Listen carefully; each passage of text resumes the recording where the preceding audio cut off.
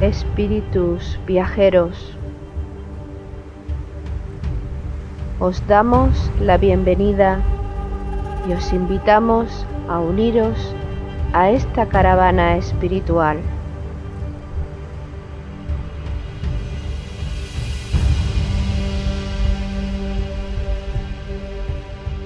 Recorreremos los áridos desiertos de nuestro egoísmo personal.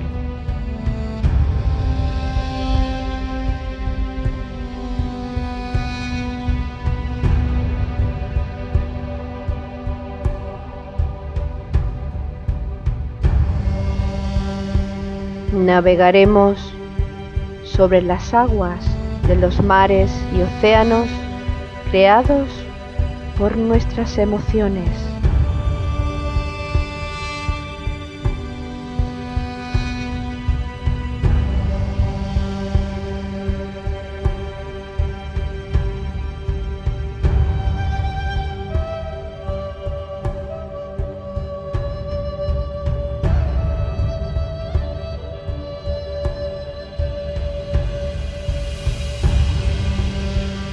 Caminaremos por los fértiles valles de nuestro despertar espiritual.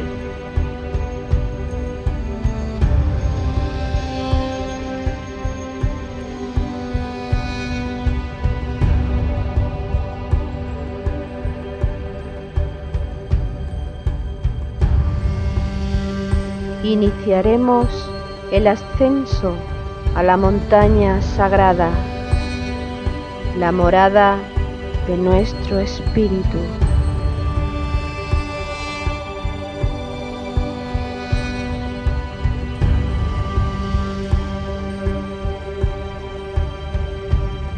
Espíritu viajero, si sientes la llamada de tu corazón deseoso, únete a nuestra caravana hacia Shambhala con alegría y gozo.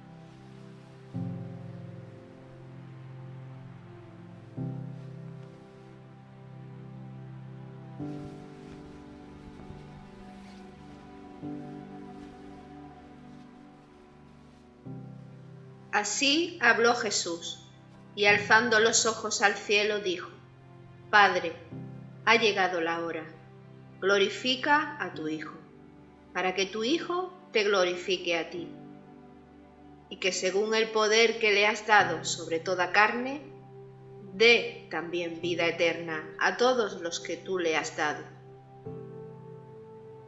Esta es la vida eterna, que te conozcan a ti, el único Dios verdadero, y al que tú has enviado, Jesucristo.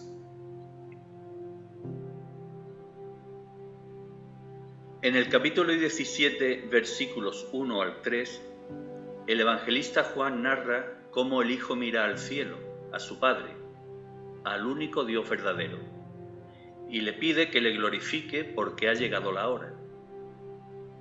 Esta glorificación representa la vida eterna para el Hijo y, gracias al poder que ha recibido sobre toda carne, para todos aquellos que creen en Él.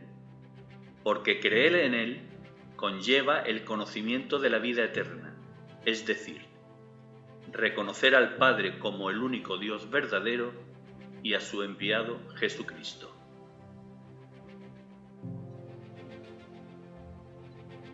Espíritus viajeros, almas en evolución, os damos la bienvenida y os invitamos a que nos acompañéis en esta 19ª jornada de nuestra caravana espiritual hacia Shambhala, a la que hemos titulado Hágase la voluntad de mi Padre. Organizan la caravana Paco Ortiz y Loli Bermúdez.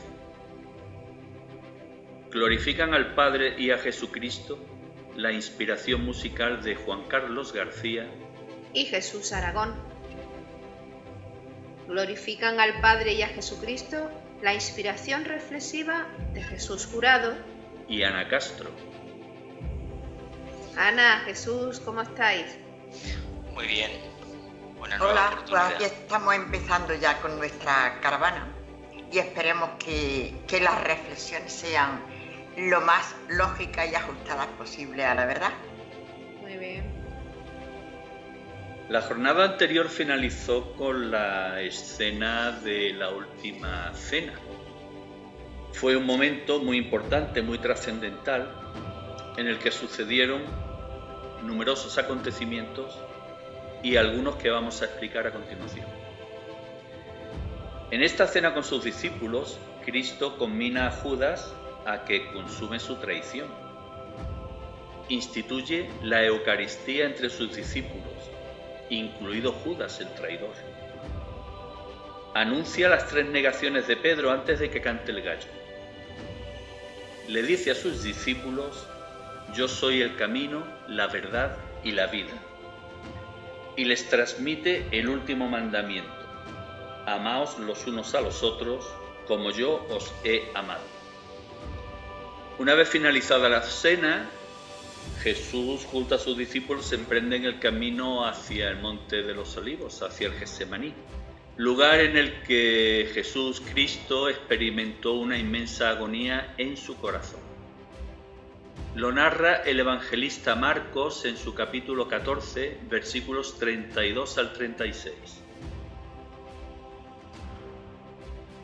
Van a una propiedad cuyo nombre es Getsemaní y dice a sus discípulos: sentaos aquí mientras yo hago oración.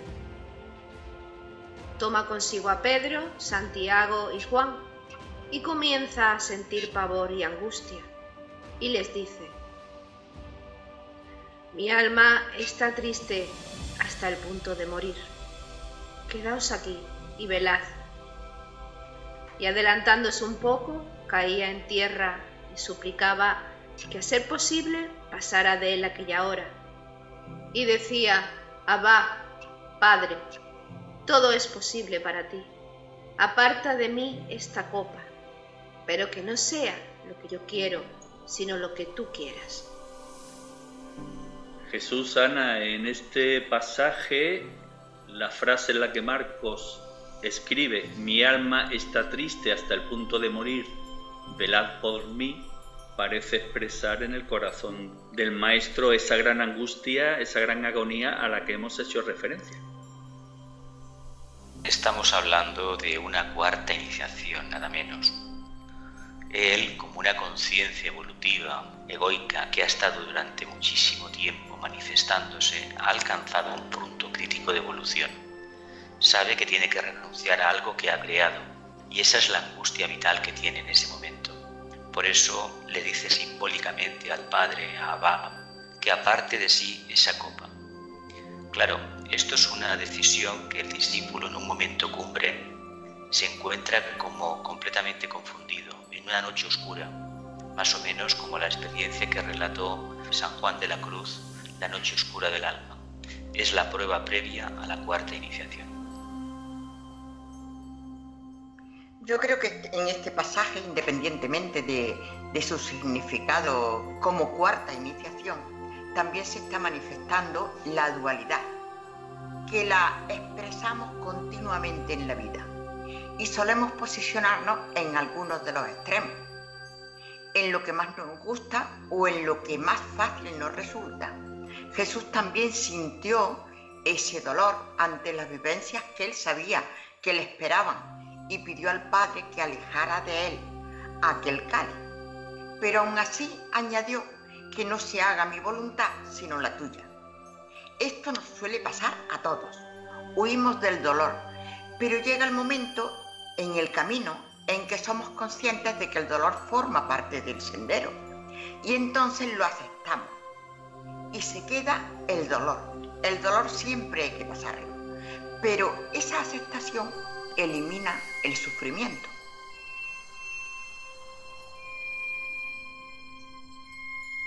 El evangelista Lucas, en el capítulo 22, versículos 39 al 44, aporta algunos detalles diferentes a los que ha expresado Marcos en la lectura anterior. Salió y, como de costumbre, fue al monte de los Olivos, y los discípulos le siguieron. Llegado al lugar, les dijo: «Pedid que no caigáis en tentación». Entonces se le apareció un ángel venido del cielo que le confortaba. Y sumido en agonía, insistía más en su oración. Su sudor se hizo como gotas espesas de sangre que caían en tierra. En primer lugar, Lucas hace referencia a que en el Monte de los Olivos oraban, digamos, de modo habitual, como de costumbre. Parece expresar que en Jerusalén, el Monte de los Olivos, el Getsemaní, era el lugar preferido para Jesús, para conectar con el Padre. ¿No pensáis eso?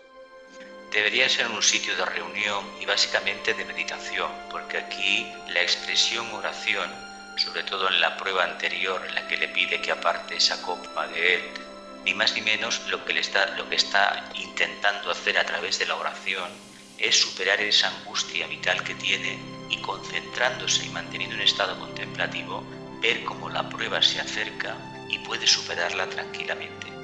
Debía ser un lugar que tuviera unas condiciones energéticas especiales, ya sea porque hubiera algún talismán o ya sea porque hay un misterio que todavía no se ha revelado.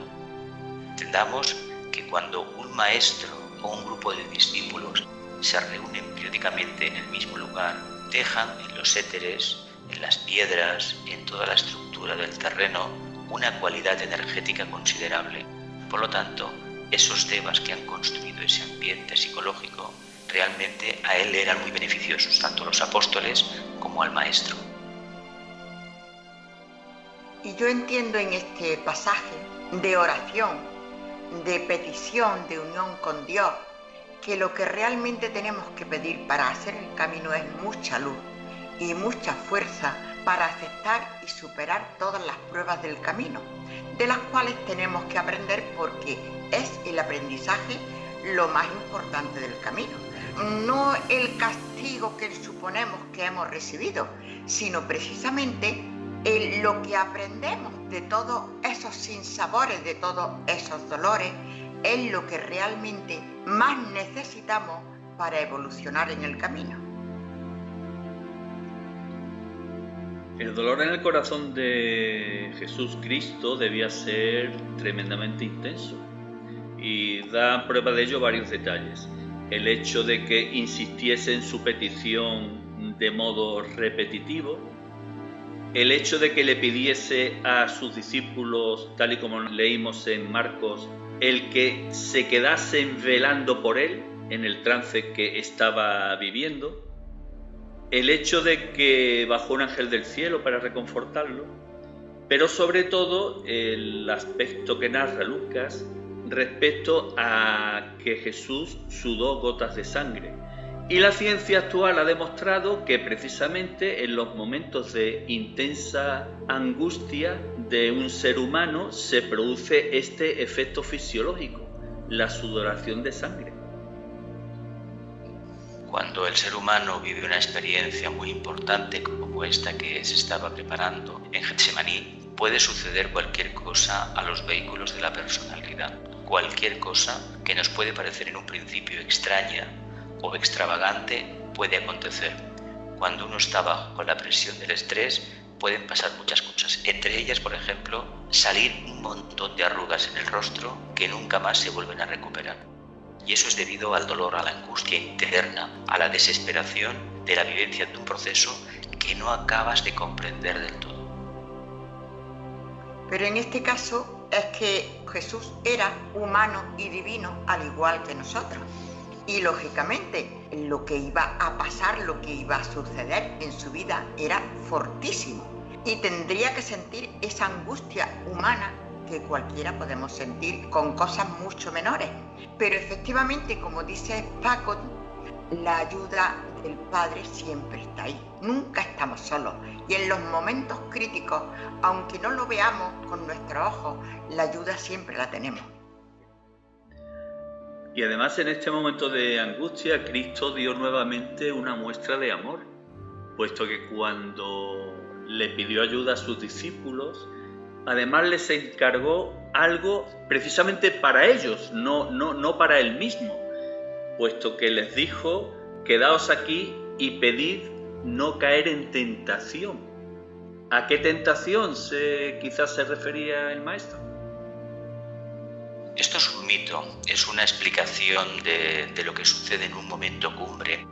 Lo que le está diciendo a los discípulos, a los tres, lo que les está diciendo es que como vehículos de la personalidad, de ese misterio crístico que se va a manifestar ahí, que estuvieran despiertos, que fueran conscientes de ese proceso de revelación que iban a ver en ese momento. Pues parece ser que los discípulos no hizo mucho efecto, porque de las narraciones de Marcos y de Lucas se desprende el hecho de que los discípulos se durmieron en 3 ocasiones. Jesús fue a buscarlos en 3 ocasiones y se los encontró dormidos.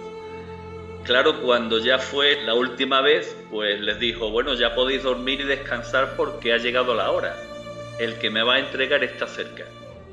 Y es que el maestro ya o bien vio con los ojos físicos o con los ojos espirituales que se acercaba Judas acompañado de los policías del templo y de una parte de turba que, en fin, que no le tenía mucho buen ánimo a Jesús, al Nazareno, y se acercaban para prenderle.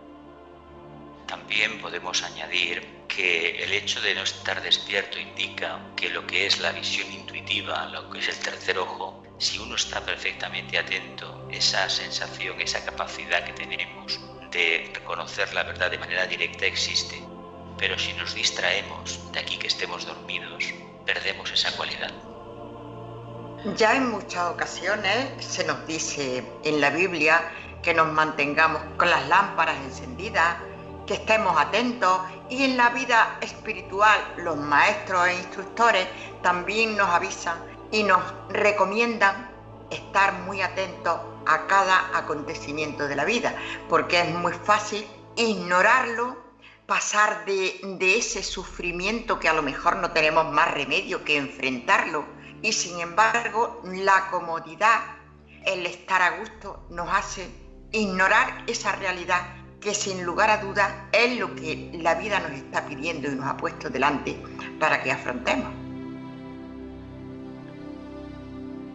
Judas había acordado una contraseña para poder identificar al maestro, que era darle un beso. Y cuando se acercaba al Nazareno, toda la muchedumbre, a cuyo frente estaba Judas, evidentemente, Jesús dio nuevamente una muestra de amor, puesto que en lugar de esperarlos se dirigió hacia ellos y les preguntó abiertamente: ¿a quién buscáis? ¿A Jesús el Nazareno? Pues yo soy. Qué acto más hermoso, ¿verdad? Para evitar un enfrentamiento que al final no se pudo evitar, claro. Es que en el fondo es un acto de afirmación de conciencia. Un discípulo no puede mentir nunca. Un maestro, un futuro maestro, menos todavía. Por lo tanto, hay que ser consecuentes. Si vienen a buscarte, por las razones que sean, uno directamente da la cara, es responsable de sus actos. Y yo creo que además él había hablado con el Padre y le dijo: si es posible que pase de mí este cáliz, pero que no se haga mi voluntad.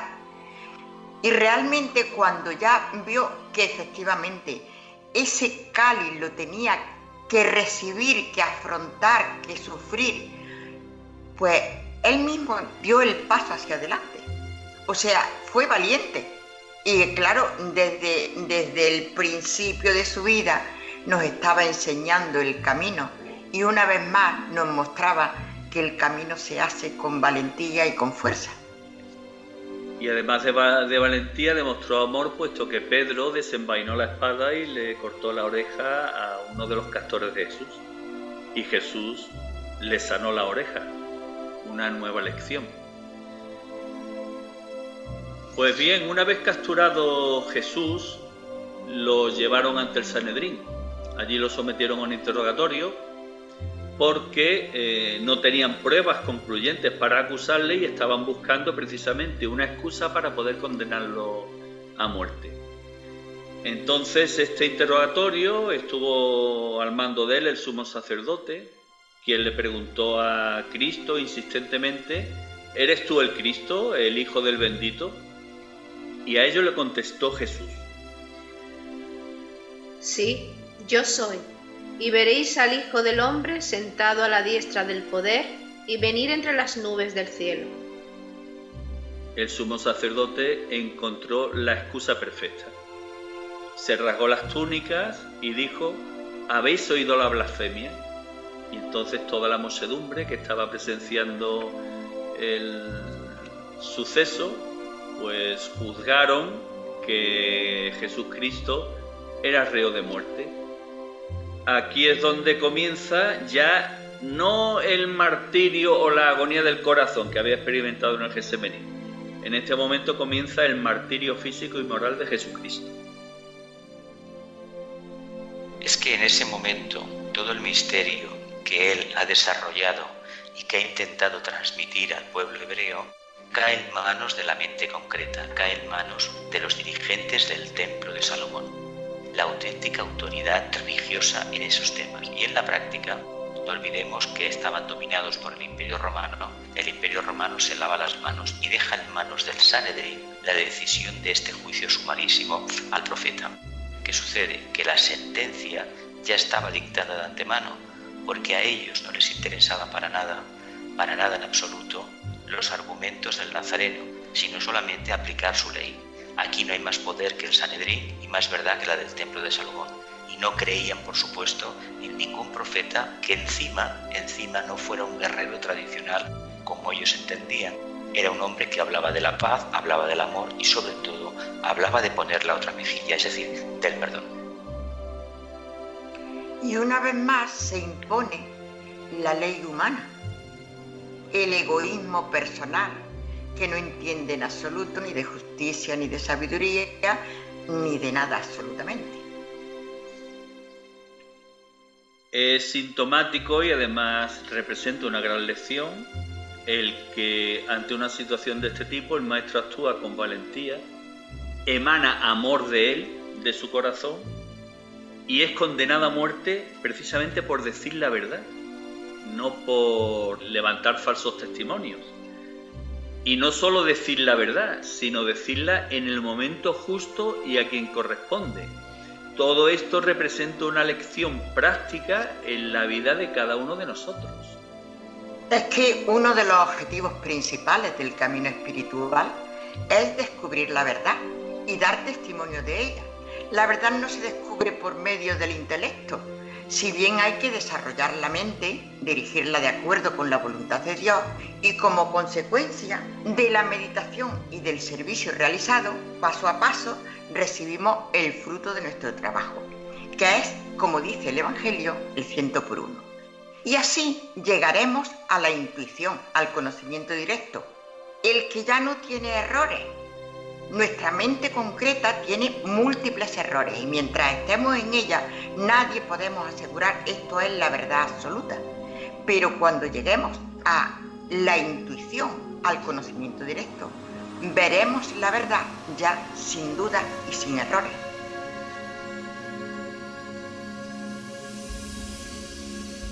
Mientras Jesús era juzgado, Pedro estaba sufriendo un auténtico calvario, interior y exterior.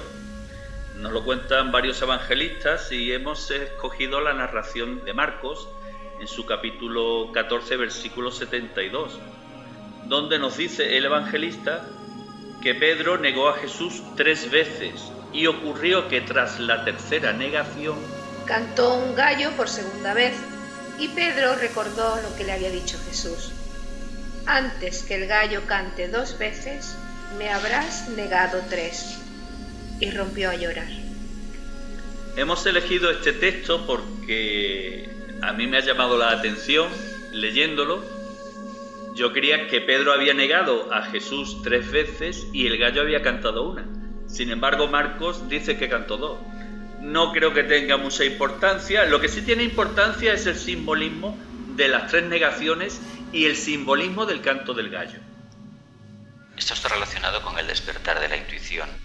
Las 3 veces que le niega Pedro es a nivel etérico, a nivel emocional y a nivel mental.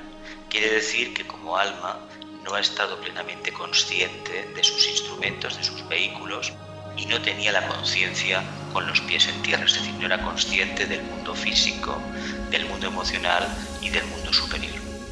El gallo, el canto del gallo, podremos entenderlo, se podría hacer una analogía con lo que son esos pequeños vislumbres de intuición que de vez en cuando uno tiene. Esos vislumbres de luz que aparecen de vez en cuando, y lo podemos entender que dentro de la profunda oscuridad, la noche, los que hemos escuchado el canto del gallo en el campo, con las gallinas, hemos visto que precisamente canta el gallo cuando se aproxima el alba del día, el nacimiento del día. Y yo creo que aquí tenemos otro simbolismo, que es la valentía que tenemos que tener para seguir adelante pese a las dificultades y mantenernos firmes ante cualquier emergencia.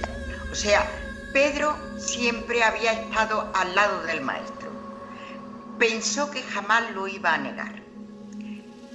Incluso aunque este pasaje sea puramente simbólico, se nos quiere decir que efectivamente no estemos tan seguros, estemos muy atentos y seamos valientes y constantes.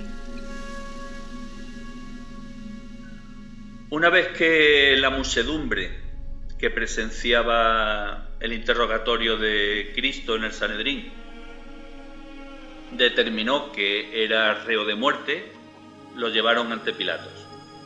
Aquí las narraciones de los 3 evangelistas, de los 4 en realidad, no coinciden en muchos aspectos, por lo que haremos un pequeño resumen, lo más fidedigno posible. Los judíos llevaron a Jesús ante Pilato porque según su ley no podían dar muerte a nadie. Esto, en fin, da un poco que pensar, ¿no? Pilato, cuando tuvo Jesús ante sí, le preguntó si era el rey de los judíos y qué es lo que había hecho. A estas preguntas de Pilatos, el maestro le respondió: Mi reino no es de este mundo. Si mi reino fuese de este mundo, mi gente habría combatido para que no fuese entregado a los judíos. Pero mi reino no es de aquí. Entonces Pilato le preguntó: ¿Luego tú eres rey? Y Jesús le respondió: Sí, como dices, soy rey. Yo para esto he nacido y para esto he venido al mundo, para dar testimonio de la verdad. Todo el que es de verdad, escucha mi voz. Estas palabras del Nazareno de alguna forma debieron turbar a Pilato, puesto que se volvió preguntándose a sí mismo: ¿la verdad qué es la verdad? Y entonces Pilato se dirigió a los judíos diciendo que no veía delito en Jesús y lo envió a Herodes.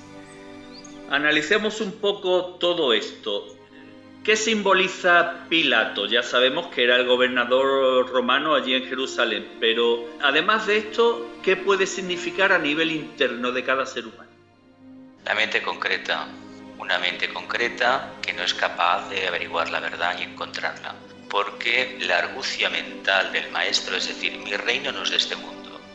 Si fuese de este mundo, mi gente habría combatido para que no fuese entregado este mundo a los judíos. Con lo cual, él, que era un rabino judío, lo que está diciendo adelante de lo que el gobernador romano es que los judíos precisamente van en contra de la forma en que se comportan, del ideal que Yahvé les enseñó. Eso es algo que ha habido muchos ríos de tinta desde entonces, se ha discutido mucho, pero una de las características que afectan a la conciencia de la mente concreta es que solamente entiende de lo concreto, de sumar, dividir y aumentar y etcétera, y criticar, pero no es capaz de desarrollar la conciencia crística, que es lo que él trataba de manifestar. Por eso el gobernador no entiende nada de un concepto metafísico, no lo puede entender, porque es una mente concreta. y mucho menos de lo que significa la verdad. Ahí está. Claro, la razón, cuando uno se cree en posesión de la verdad, está petrificado. Lo que les estaba diciendo, le decía claramente al gobernador Pilatos, es que el pueblo judío estaba petrificado. Por eso la conciencia no la iban a aceptar, y él representa el gran fracaso del pueblo judío. Era uno de los suyos, les vino a traer una buena nueva y no fueron capaces de reconocerlo. Y yo creo que también Pilatos puede representar a la sociedad que nos rodea. Si a la sociedad, a la masa común, se le dice mi reino no es de este mundo, y realmente el reino de cada uno de nosotros no es de este mundo, por eso hay que luchar tanto, tenemos que luchar contra nosotros mismos, porque nos olvidamos y todos al final caemos en muchísimas cosas, en querer tener, en querer disfrutar, en querer ser más que el otro, etcétera, etcétera. Pues la sociedad eso no lo puede entender, la sociedad común, la masa común, no la sociedad evolucionada. Y entonces, lógicamente, Pilatos no entendía nada de eso. Y Jesús, ante la pregunta que le hizo Pilatos de ¿qué es la verdad?, guardó silencio porque sabía que no lo iba a entender. Hay que decir que por extensión, cuando hablamos del mito de Palestina, de este gran psicodrama de hace 2000 años, no se trata tanto de que entendamos por judío ese pueblo que vivía allí en aquel momento y que ahora ha montado el Estado de Israel en el siglo XX, sino toda conciencia humana basada en las razones de la mente concreta, es decir, que niega la trascendencia de la conciencia y que el tema de la divinidad lo entiende desde sus propios intereses personales. No hay nada en contra de los judíos, ni de los israelitas, ni nada de esto. Es la conciencia humana universal abocada solamente a utilizar la mente concreta como medio de interpretación de todo aquello que nos rodea. O lo que sería quizás lo mismo, nuestro mundo interior que debemos transmutar, ese mundo de la personalidad. Exactamente. Pues este mundo de la personalidad, que era el mundo interno, estaba regido por Herodes. Pilatos debía de tener algún tipo de simpatía por el nazareno. Bueno, no sé si simpatía por el nazareno u odio por los judíos. Quizás se juntasen las dos cosas, ¿no? Y la cuestión es que él no quería condenar a muerte a Jesús. Entonces lo mandó a Herodes. Y Herodes, cuando supo que llegaba el nazareno, se alegró porque, bueno, sentía curiosidad por el nazareno y lógicamente le sometió a interrogatorio. Pero claro, Jesús, dando una muestra de quién era, no respondió a las preguntas que le hizo Herodes. Lógicamente el rey judío pues se sintió herido en su interior y entonces la salida que tuvo fue burlarse de Jesús. ¿Y cómo lo hizo? Vistiéndolo con una espléndida túnica blanca, tras lo cual devolvió de nuevo a Jesús a Pilatos. ¿Qué significa esto de vestirlo con una espléndida túnica blanca, que parece ser no tenía ni costuras? Debe de ser alguna providencia jurídica, política, una forma de desentenderse del problema. De todas formas, una túnica blanca, según como también es un sudario, es un símbolo de que se ejecute una orden determinada. Deberíamos de, por ejemplo, conocer un poco la época, las costumbres del pueblo hebreo en aquellos momentos para entender posiblemente este simbolismo. Pero también efectivamente, como decías al principio, Jesús, aquí está en la actitud de Pilatos, entra la actitud que con mucha frecuencia usamos los humanos. Y es lo que vulgarmente se dice con las palabras de escurrir el bulto, echar balones fuera. Ojalá que no tuviéramos esta práctica, pero desgraciadamente existe porque pesan más los intereses particulares y personales que pensar, hablar y actuar de acuerdo con la verdad. Y aquí podemos emplear las palabras de la Biblia, para que tengamos cuidado porque hay lobos con piel de cordero. En este caso, con buenísimas palabras, Pilato se estaba comportando como un lobo con piel de cordero, incluso se lavó las manos. Y la responsabilidad de todo esto no se la podemos echar solamente al que tiene el poder, sino a nosotros mismos, porque cada uno de nosotros no podemos culpabilizar a nadie, sino hacer nuestra parte del trabajo uno.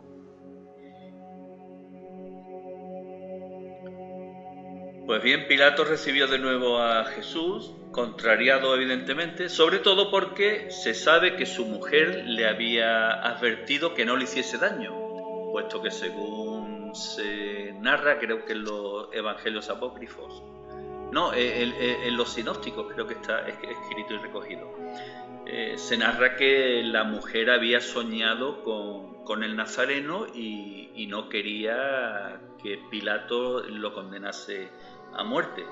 Por eso Pilato intentó convencer al pueblo judío, pero no había forma. El pueblo judío seguía en sus 13, gritando enfervecido que lo que querían era crucificar a Jesús a toda costa.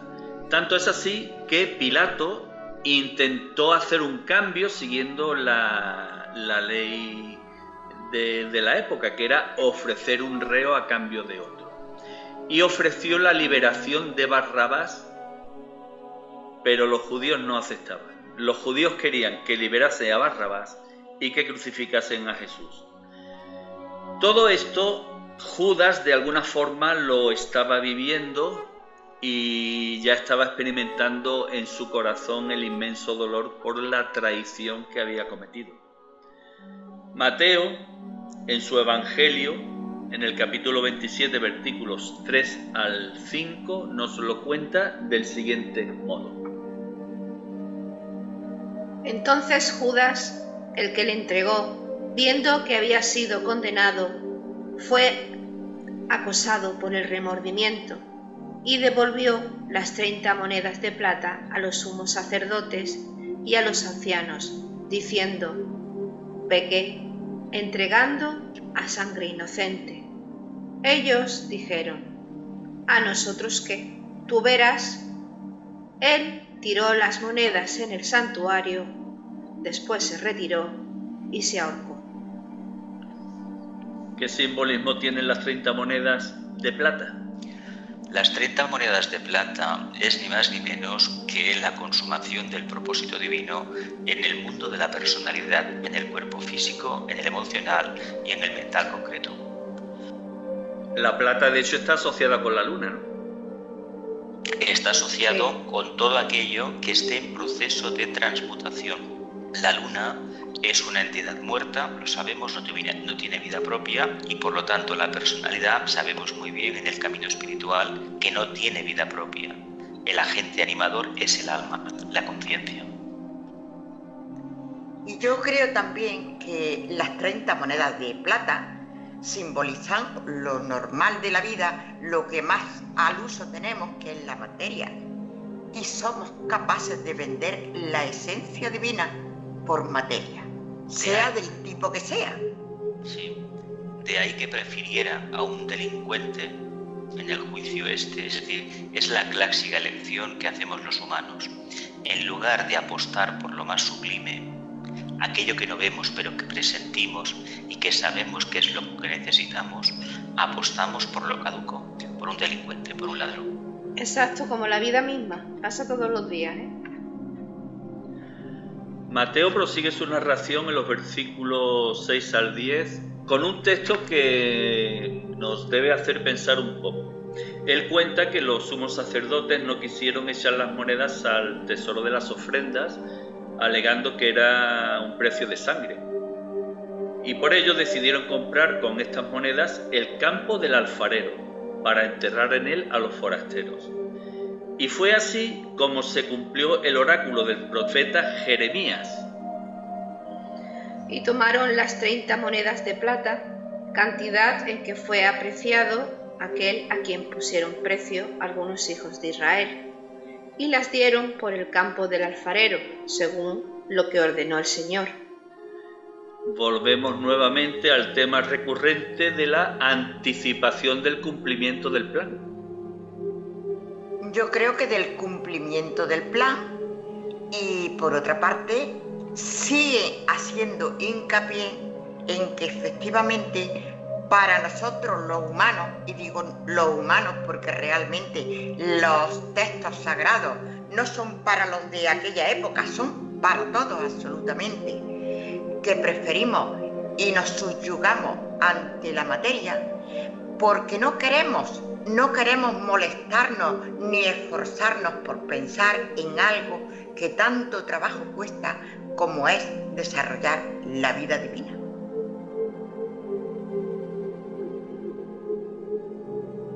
Venimos hablando que Pilato intentó por todos los medios salvar la vida del Nazareno. El último intento que realizó para ello, de hecho, fue un intento bastante cruel, puesto que ordenó azotarlo. Si profundizáis un poco en la historia, podréis ver cuál fue la herramienta que utilizaron los romanos para este castigo: el flagrum taxilatum. Y no nos queremos extender en los daños que esta herramienta de tortura ocasiona. Una vez consumado el azotamiento, los soldados tejieron una corona de espinas y se la pusieron en la cabeza. Analicemos esto. Coronar, corona de espinas, ¿qué significa? Bueno, tiene ni más ni menos que un significado esotérico.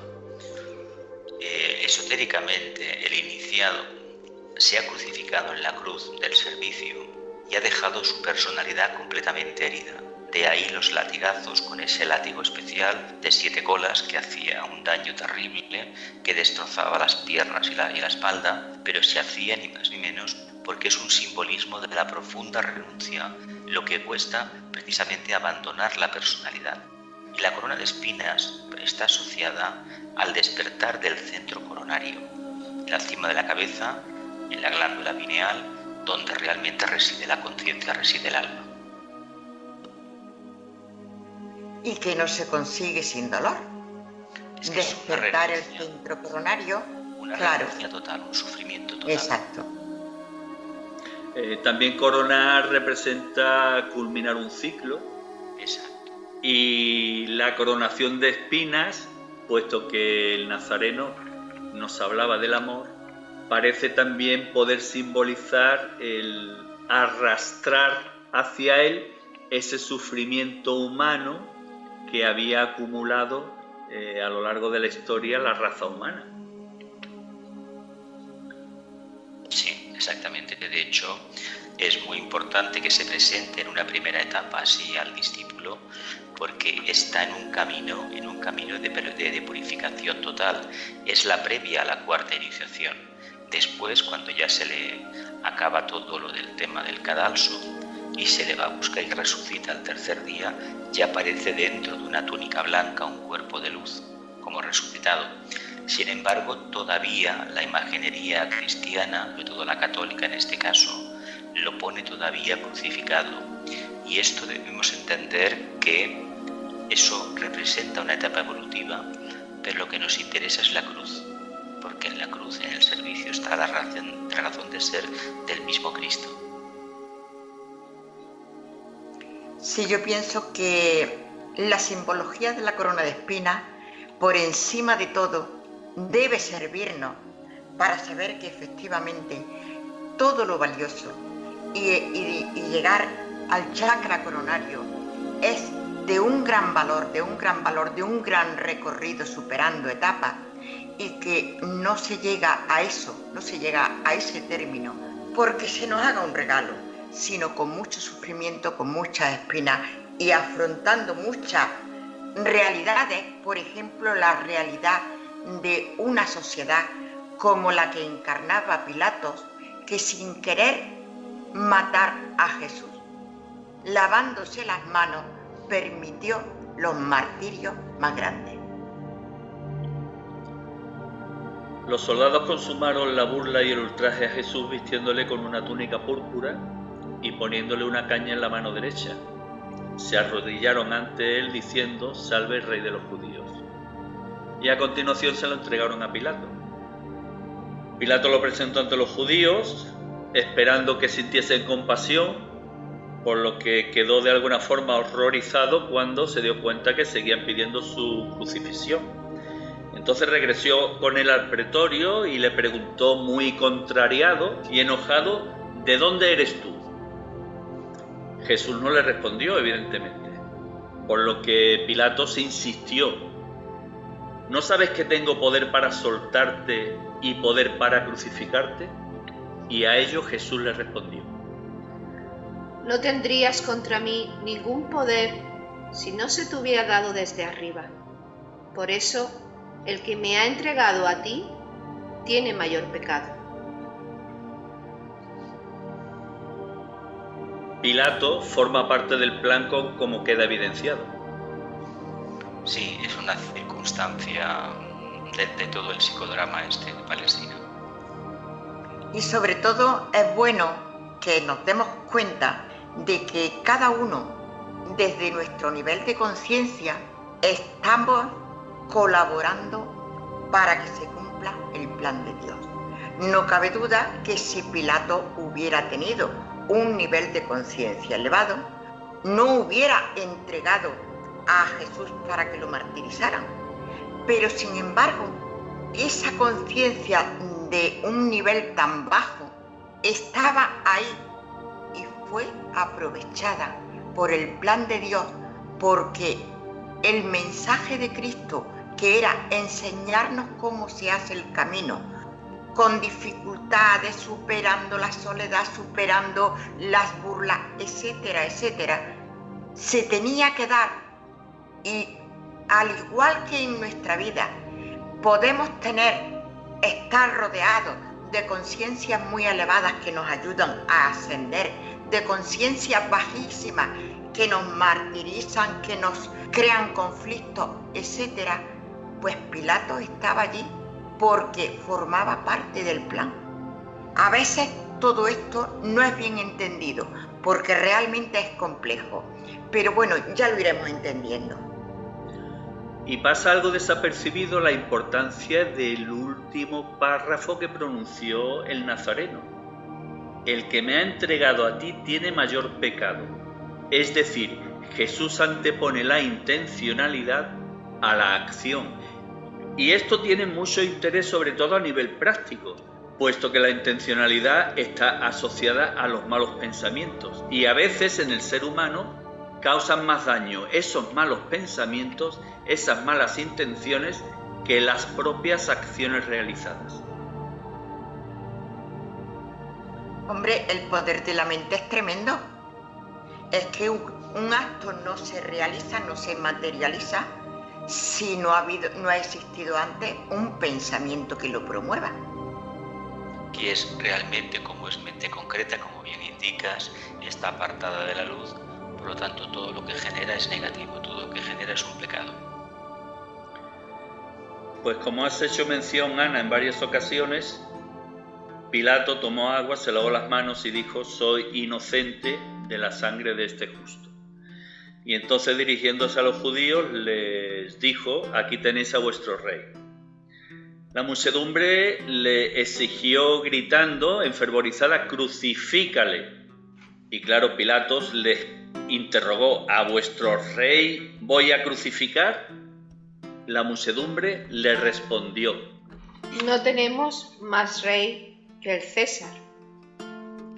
Pero fijaos en estos párrafos que vuelve otra vez a salir la mente concreta y la mentira por medio.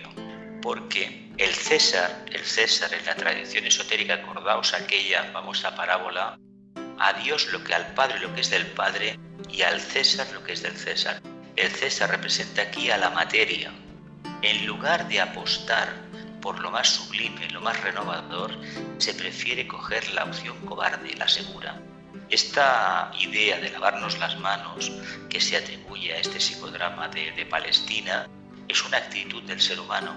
Cuando tiene que tomar una decisión, se deja llevar por el instinto de la mayoría, no por la intuición de la mayoría, el instinto. la ley del mínimo esfuerzo, la conciencia de masa, no saca los valores que tiene dentro, no saca la luz que lleva dentro, porque quiere vivir cómodamente, no quiere tener problemas. Y la actitud hipócrita por excelencia de Pilatos concuerda mucho con esa facción que dominaba el templo de Jerusalén, que eran los fariseos, que se les conocía por la cantidad de golpes de pecho que se daban cada día, y cuando iban a dar limosna miraban a todo el mundo para que los vieran. Curiosamente, esa actitud de hipocresía se mantiene en la actualidad, y hay que decir que está mucho más arraigada ahora que hace 2000 años, porque la mente concreta ahora es mucho más poderosa. Pues sí, efectivamente, y además es que se vuelve a repetir todo, es increíble, ¿eh? Y no somos conscientes. Y además el colmo de la hipocresía era: yo lo condeno a muerte, pero que lo mate otro. Y es que aquí está, esto es como criticar a alguien y decir, no, es buena persona, pero sí, pero he dicho esto. Esto es lo que el ser humano tiene que transmutar. Y claro, el cristianismo, por lo que sabemos, formaba parte del plan de la jerarquía, el plan de Shambhala, el plan del Padre, para dar a los humanos una nueva oportunidad en la era de Piscis, pero sobre todo en la era de Acuario, en la que estamos ahora. Pero efectivamente esto es lo que hacemos cada uno de nosotros. Cuando ante la mentira y los engaños guardamos silencio por no perder la consideración de una mayoría, que no quieren ni oír la verdad, porque la verdad no exige mucho de valentía, de constancia, de soledad y sobre todo de fuerza para aguantar todos los inconvenientes. Y desgraciadamente nos guardamos mucho de que la sociedad nos niegue a nosotros. Profundicemos ahora en el simbolismo de la crucifixión. ¿Qué significa la muerte en la cruz? El simbolismo de la muerte en la cruz es la cuarta iniciación, es el mundo de la forma que se ha sacrificado por la manifestación de la conciencia. Es un punto álgido, equivale a la etapa del aratado y equivale nada más y nada menos que a agotar el karma, es decir, la actividad de los átomos permanentes desaparecen y ya hay no necesidad de reencarnar más, ya no hay sustancia que transmutar. De ahí que todo el simbolismo del Calvario, de las 15 estaciones, de que la cruz se cae, etcétera, etcétera. Es ni más ni menos el deambular de una alma simbólicamente desde el momento en que se individualiza y adquiere la primera iniciación, el nacimiento de la conciencia crística, hasta que consuma la cuarta iniciación. Y la cuarta iniciación, como ya sabemos, es la renunciación, que es renunciación a todo lo material, a las emociones, a los deseos, al egoísmo. Y esta iniciación es la que nos permite fusionar nuestra mente concreta con la mente abstracta superior. Y aquí ya, como decía Jesús, aquí ya hemos transmutado toda nuestra materia en espíritu. Y es cuando el alma se retira. ¿Por qué? Porque esa intervención que necesariamente estaba haciendo el alma para que nuestra personalidad se relacionara con el espíritu, ya esa misión no es necesaria. ¿Por qué? Porque nosotros hemos convertido toda nuestra materialidad en espíritu. Ya estamos dentro del espíritu. Yo quiero hacer un punto aquí referente a que estamos viendo que todo el proceso que vivió Jesús, digamos que se sigue viviendo en pequeña escala aquí ahora mismo con la humanidad, e incluso a veces hasta puede ser que hasta en gran escala o parecida, ¿no? Entonces hoy, por ejemplo, se me acaba de ocurrir que he visto unas noticias en el telediario en el que un muchacho de 28 años, creo que era, ha muerto apaleado por una paliza por defender a una chica que se estaba metiendo con ella. ¿Esto podría ser como una especie de iniciación? Esto es para el alma una expansión de conciencia. Cada vez que ayudamos al desvalido, cada vez que damos la cara, ponemos la otra mejilla por defender a alguien, por cortar habladurías, críticas que no llevan a ninguna parte, estamos manifestando la conciencia crística. Que fíjate tú cuánto valor nos falta para defender la verdad y la razón, porque sabemos que es muy costoso, que el precio es muy alto. Exactamente. Precisamente este hombre ha dado la vida. Claro. ¿Qué puede significar el que los romanos obligasen a un extranjero, Simón el Cirineo, a ayudar a Jesús a llevar su cruz hacia el Gólgota? Bueno, pues no lo sé exactamente, pero parece ser que lo único que pretendían era que, como las fuerzas de Jesús flaqueaban, la maldad humana quería que todavía que llegara hasta arriba, que terminara todo el recorrido, y para eso necesitaba una ayuda, y le pidieron al Cireneo que le ayudara a llevar la cruz.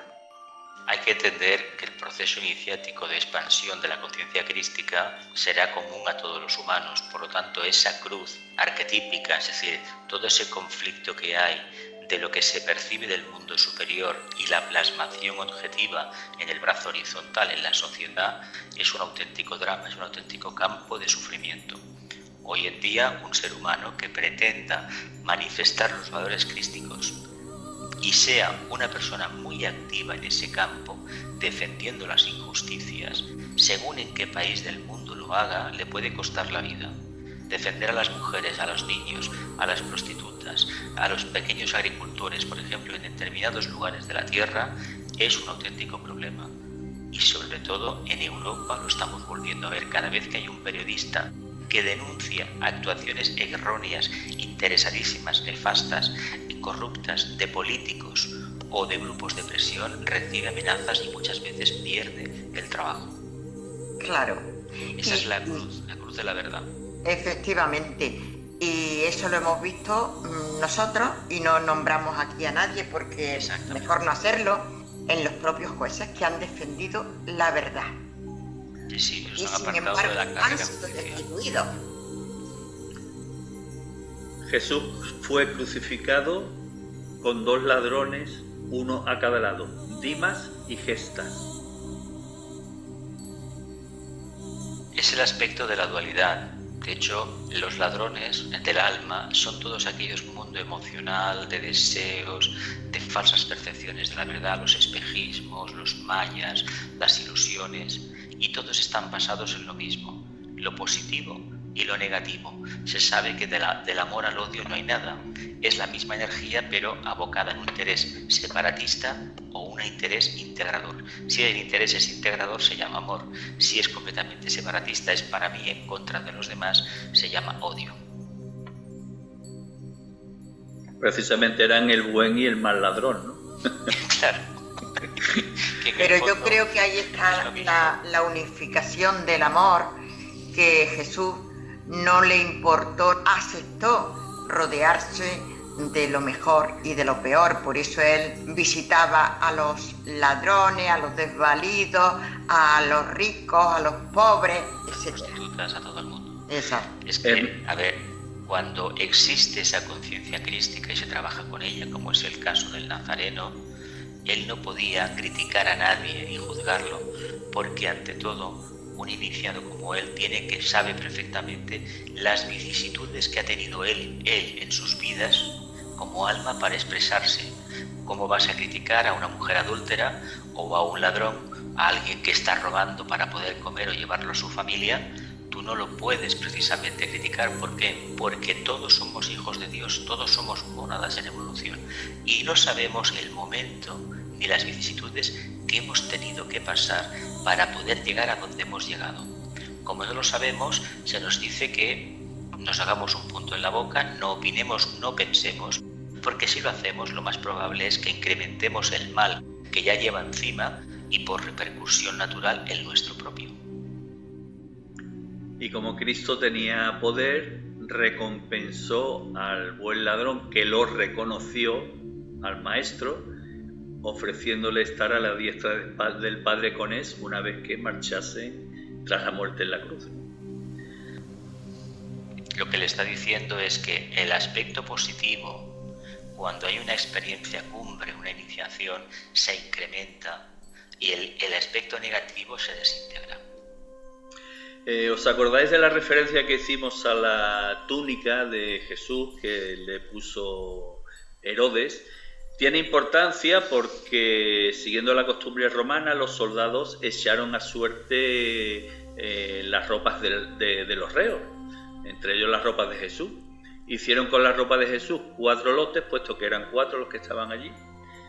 Pero la túnica, como no tenía costuras, decidieron no trocearla y echarlas a suerte.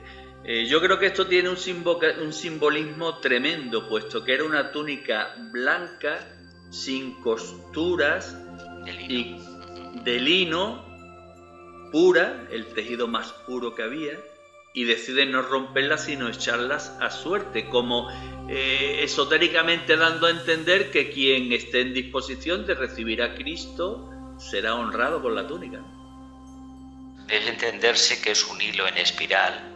Desde abajo el hilo no se acaba y acaba conformando una pieza única.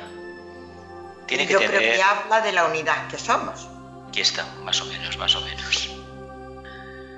Pues ante la cruz estaban presentes no los 12 apóstoles, solamente uno, que era Juan, el discípulo amado, y las 3 Marías.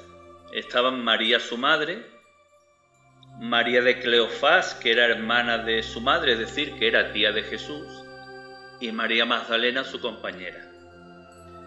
Jesús, viéndolos y viéndolas, se dirigió a su madre y le dijo: Mujer, ahí tienes a tu hijo. Y mirando a Juan: Ahí tienes a tu madre. Yo creo que nuevamente hace referencia a la unidad que somos, la hermandad que somos como hijos de un único Padre, que todo es energía y todo es espíritu. Con cualquier nombre que le demos, el nombre de Jesús o Jesús, la figura de Jesús, energía, la madre de Jesús, María, energía, todos somos hermanos. Y como seres humanos ejercemos en cada encarnación unos papeles con los que tenemos que cumplir. Entonces yo creo que no es un reconocimiento religioso de yo también, mi madre es vuestra madre. Es que todos somos uno y que como madres, como padres, como hermanos, como hijos, etcétera, somos esa unidad.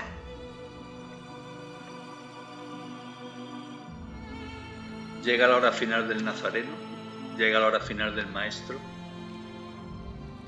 y hemos elegido para describirla el texto del evangelista Juan, capítulo 19, versículos 28 al 30.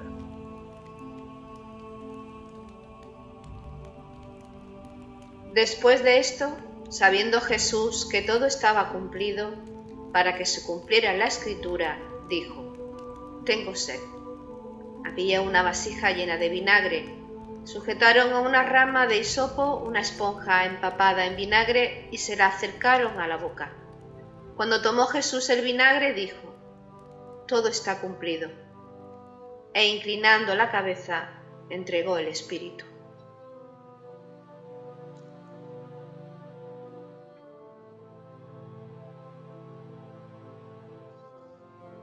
Creo que no hay palabras para comentar este hecho, por lo menos por mi parte. Yo creo que en este pasaje, una vez más, se demuestra la ignorancia y la maldad, porque yo creo que la maldad tiene su raíz en la ignorancia y en el egoísmo, y desgraciadamente lo manifestamos de muchísimas maneras.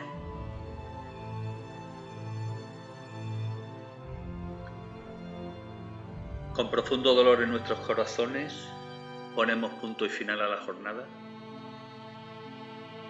Acampamos, nos acercamos al fuego en profundo silencio y fruto de ese silencio brota nuestro último comentario.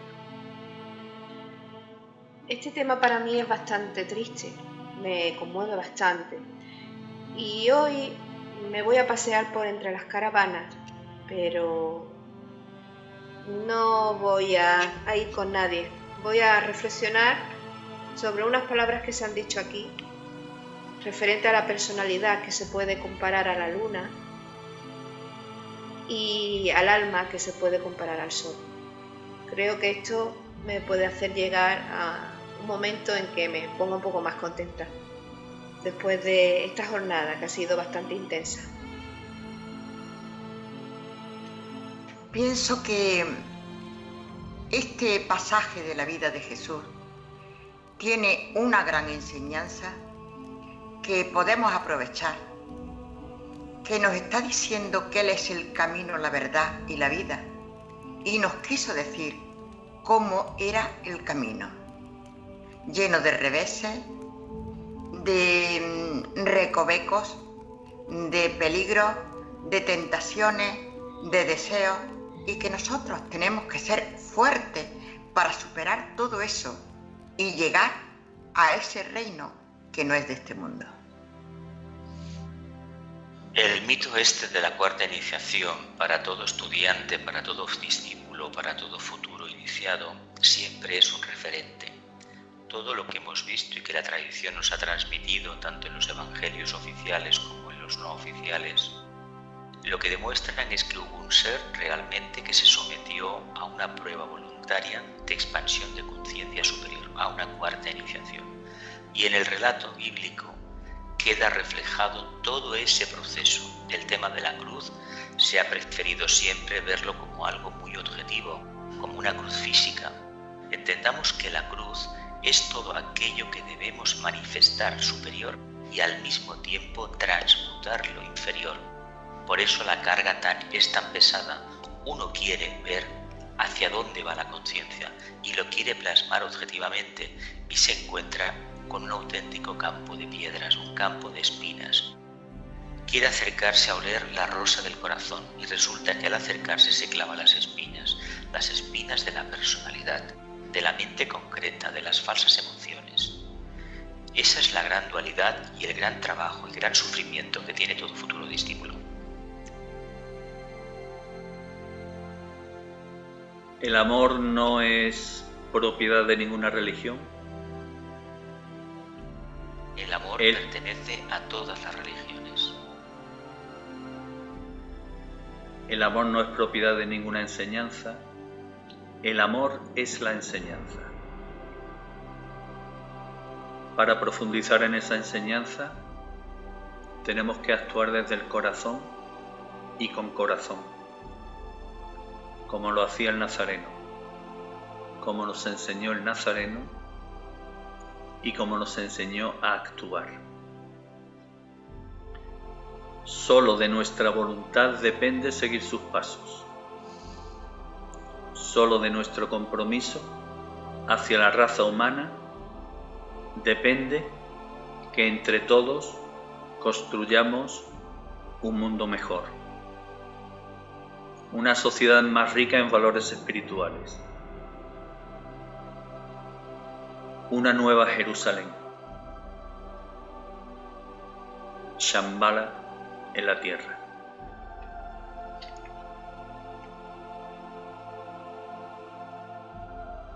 Espíritus viajeros, almas en evolución, nuestros corazones están inflamados de amor a Cristo. Correspondamos a Cristo con nuestro amor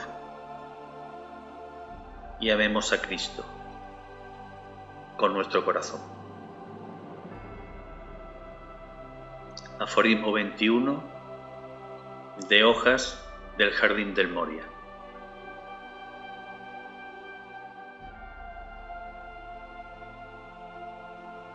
Una plegaria pura siempre asciende. Ante los pies de Cristo florece, plateada y radiante. Con una pura llama azul resplandece la palabra de la llamada e irradia el cáliz de la exaltación.